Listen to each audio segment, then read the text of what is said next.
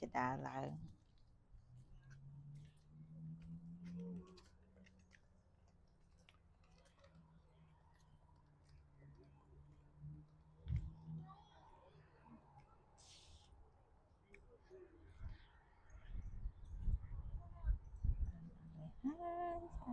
มาถอดเตสเพียบ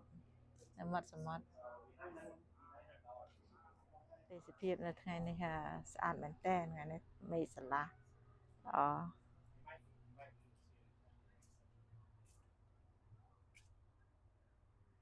យឺត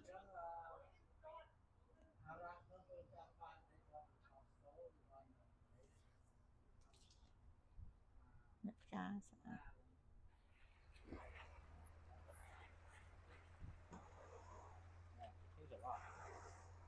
20 years? over 20 years Bravo, no.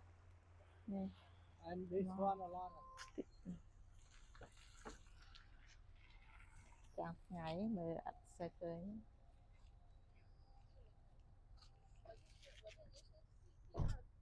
អេខ្សាច់